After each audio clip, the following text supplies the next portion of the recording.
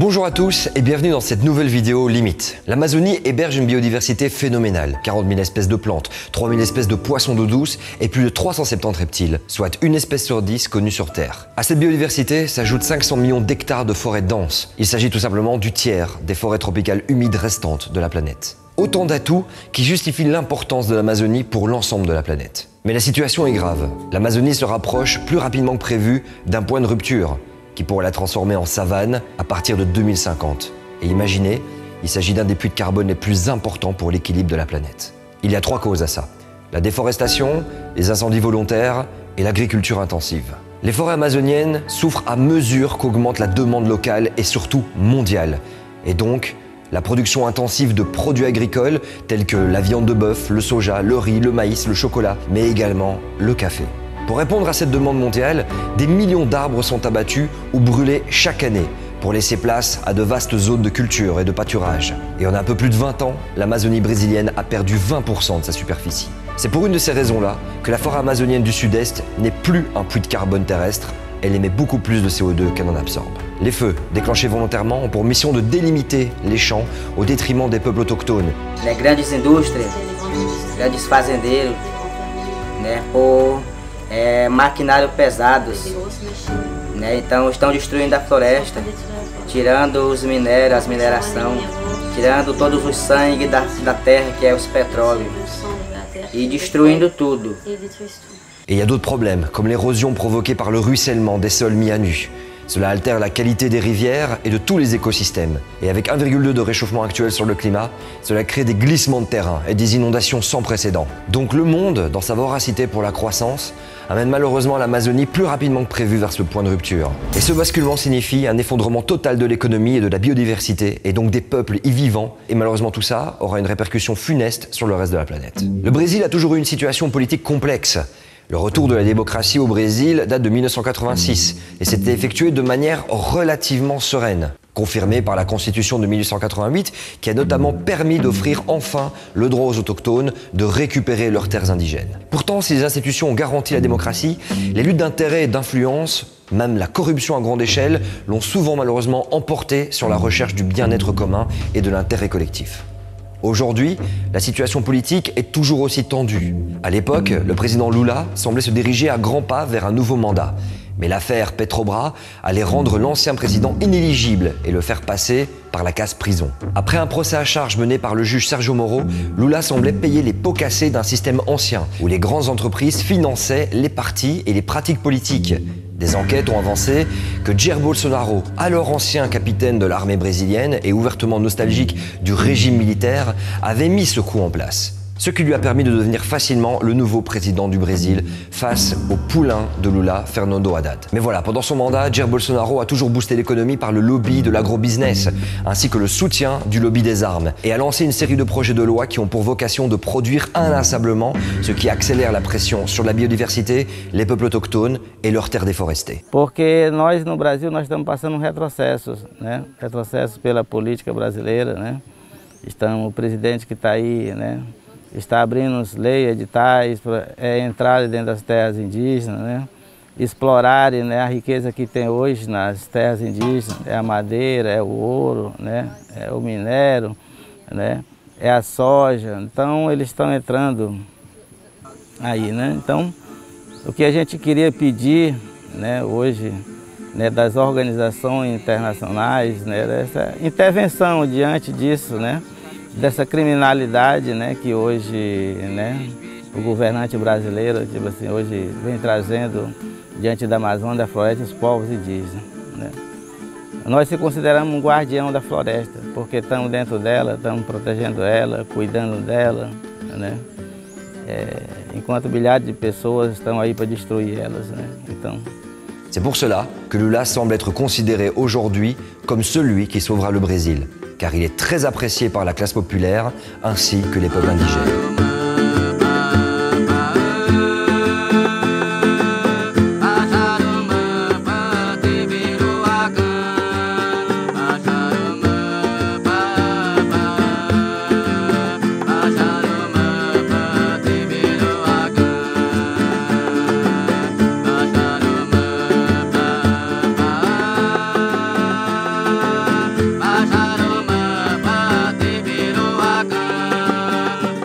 Brésil, les 10% les plus riches concentrent 42% de la richesse du pays.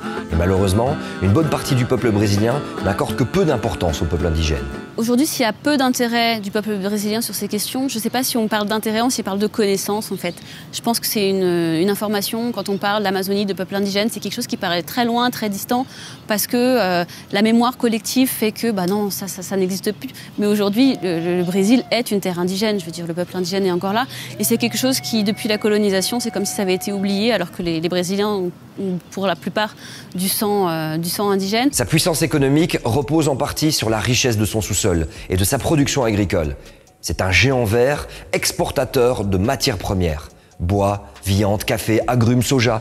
40% des exportations sont constituées de produits agricoles. Le pays est le deuxième exportateur mondial de fer et l'un des plus grands producteurs mondiaux d'aluminium et de charbon. Ses réserves de pétrole dans l'Amazonie sont potentiellement parmi les 5 plus importants de la planète.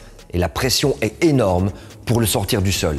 Je faisais des analyses pour les sols, pour évaluer si on avait des oil and gas dans les sous-sols du Brésil. Le premier client était Petrobras et j'ai travaillé chez Schlumberger. Imaginez ça, tu vas à le docteur pour faire les examens. Tu fais des X-rays, tu fais des ultrasonographies et tout ça. Et on fait les mêmes choses dans les sols pour voir si on a du pétrole ou pas. C'était mon travail. On faisait des forages et on faisait comme 2000 mètres puits et tout ça.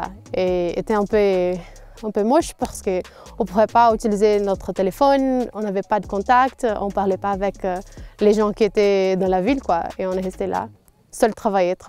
Mais le système et la croissance économique se basant sur le pétrole et cette volonté du Brésil de continuer son développement économique rend la situation extrêmement tendue. Il y a quand même un gouvernement assez répressif par rapport à tout ça, donc il y a une crainte, il y a une grande crainte des activistes aujourd'hui de se positionner, de s'exposer. Et du coup, le Brésil est un pays où, d'un point de vue culturel et d'un point de vue naturel, il y a beaucoup de gens qui réagissent parce qu'on est conscient du patrimoine qu'il y a et de tout ce qui pourrait être fait pour sauver. Et en même temps, une certaine peur de si on agit, qu'est-ce qui va se passer avec nous, quoi. Certaines zones du Brésil sont comparables au Far West, tout comme dans les méthodes. Les militants écologistes ainsi que pour les droits humains et la justice sociale, ils sont de plus en plus nombreux pour lutter contre les exploitations illégales en tout genre. Et malheureusement sont tués, comme le journaliste Dom Phillips et le biologiste Bruno Pereira, assassinés par des chercheurs d'or. Donc il y a tout type de menaces qui fait que, en plus du passage à l'acte, qui est déjà un taux, un des principaux pays où il y a des meurtres contre les activistes, mais il y a aussi toute une menace qui est en fond, qui est en fait un stress et une angoisse permanente que la plupart des activistes et des leaders indigènes au Brésil ressentent en permanence. Il en va malheureusement de même pour les peuples autochtones.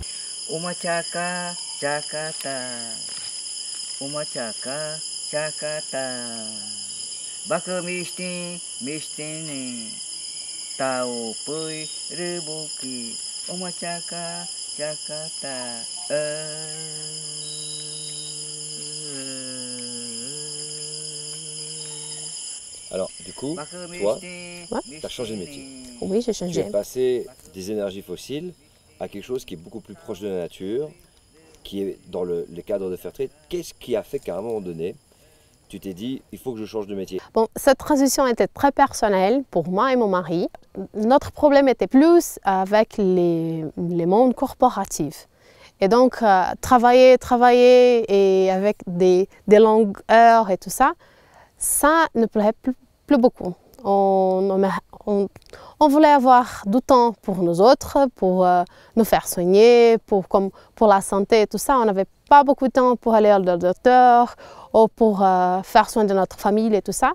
Et donc, on a décidé de faire cette transition pour quelque chose d'un peu plus tranquille.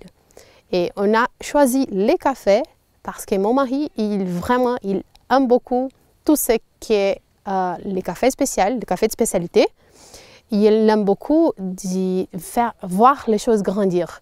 Et donc, se mettre dans la terre pour les cultiver, pour les faire soigner, pour qu'ils grandent. Et c'est vraiment quelque chose de très particulier de voir comme pour les cafés, c'est une culture ici au Brésil qui prend 1 an pour qu'ils soient des fruits.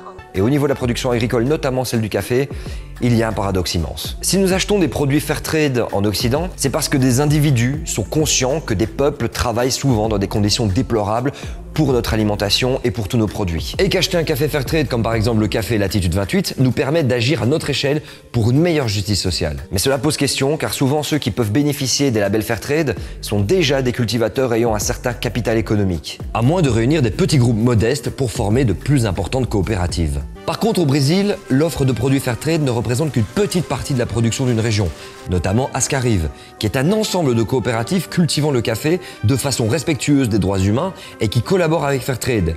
Et figurez-vous qu'ils répondent à 100% du cahier des charges du label. Mais elles ne représentent qu'une toute petite partie d'une grande entreprise qui s'appelle Cocarive, à qui elle vend son café. Et cette autre grosse coopérative qui peut traiter de gros volumes n'est pas un label Fairtrade et a par conséquent un impact environnemental et social immense. En résumé, une production qui vise un taux de croissance économique chaque année, donc ayant un coût environnemental et énergétique encore plus important. Alors est-ce une volonté de changer le monde avec une économie plus sociale et de commencer avec cette petite coopérative, ou justement est-ce simplement la volonté de répondre à une demande occidentale ? Car on sent bien la volonté de toutes les personnes qui travaillent pour Fairtrade de changer le monde. Malheureusement, ils dépendent toujours d'un système qui vise uniquement à brasser un maximum d'argent. L'année dernière, les producteurs et productrices de café brésiliens ont perdu une grande partie de leur production en raison à la fois d'une longue sécheresse en début d'année et d'un pic hivernal inattendu en juillet. 33% des exportations mondiales de café proviennent du Brésil. Plus de la moitié de la superficie actuellement utilisée pour la production de café est donc menacée par le changement climatique. On prévoit que malheureusement, plus rien ne sera produit en termes de café d'ici 2050. Les plantes de café sont très sensibles aux fluctuations de température. Une augmentation de 1 degré en moyenne entraîne déjà une perte de 25% de la production. Pour pouvoir se protéger contre ces changements, les producteurs de café ont besoin d'un revenu fixe qui leur permettra non seulement de satisfaire leurs besoins fondamentaux, mais aussi d'investir dans des méthodes de production durables. Et la prime de Fairtrade leur fournit ces ressources. À Ascarive, la prime est principalement utilisée pour renforcer la communauté au niveau de l'éducation, à la culture durable, le système de tri des déchets et des visites régulières chez les médecins pour tous les producteurs et productrices de café ainsi que leur famille.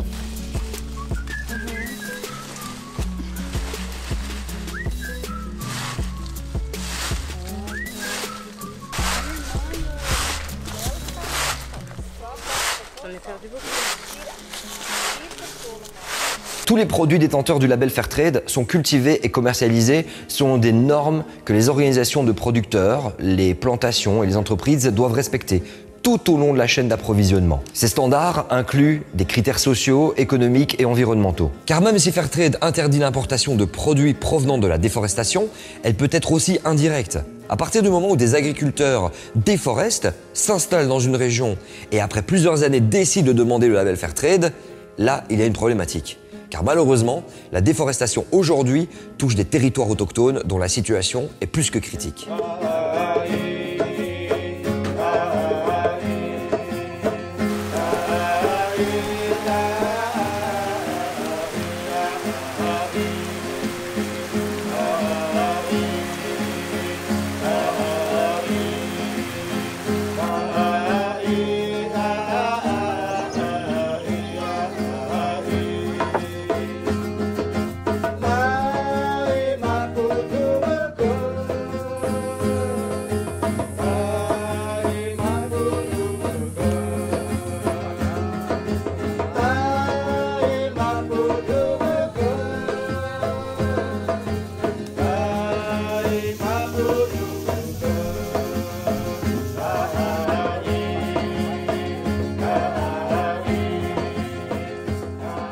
Les fermes s'agrandissent de jour en jour pour cultiver des denrées alimentaires et pour qu'elles soient exportables dans le monde entier, ce qui provoque la coupe de 18 arbres par seconde en Amazonie. La réalité, c'est que le Brésil doit aussi commencer sa transition, qu'elle soit énergétique ou écologique, tout en gardant en vue la justice sociale, car ce pays subit de fortes tensions à cause d'une immense pauvreté. Et aujourd'hui, le monde en pleine transformation demande de se passer des énergies fossiles et donc de transformer son économie. Ce qui veut dire que le Brésil également a besoin d'un projet de société, d'un plan concret. Viendra-t-il sous l'impulsion Lula? L'avenir nous le dira. Car c'est du Brésil et donc de sa forêt que nous dépendons directement. Une célèbre phrase de l'écrivain brésilien Paulo Coelho nous dit « C'est justement la possibilité de réaliser un rêve qui rend la vie intéressante ». Aujourd'hui, de nouveaux rêves se créent en nous. celui de voir naître un monde meilleur. Nous espérons que cette vidéo vous a permis de comprendre la situation au Brésil et en Amazonie, et ainsi œuvrer à sa protection à travers tous les moyens à votre disposition, que ce soit vous engager politiquement, collaborer avec des ONG, militer, en parler sur les réseaux, et valoriser et mettre en avant les peuples autochtones. Então, a mensagem que eu salto, explando à humanidade, aos seres humanos que eu vi, em prol dessa importância, né, de nós preservar a floresta, preservar o meio ambiente, preservar a biodiversidade da floresta. É tão importante que a floresta é nossa mãe. A floresta é nossa casa. É a casa dos animais, é a casa das plantas sagradas, é a casa de todos os seres. Merci à vous d'avoir regardé cette vidéo. Nous vous invitons à découvrir toutes les autres disponibles sur notre chaîne. N'hésitez pas à vous abonner à la chaîne. On essaye vraiment de bosser un maximum sur des contenus de qualité avec les moyens que nous avons. Donc toute aide est bien sûr la bienvenue. Vous trouverez ça en description de cette vidéo. Et je vous souhaite à toutes et tous d'œuvrer à fond pour un meilleur monde. C'était Vince, à bientôt sur les mythes.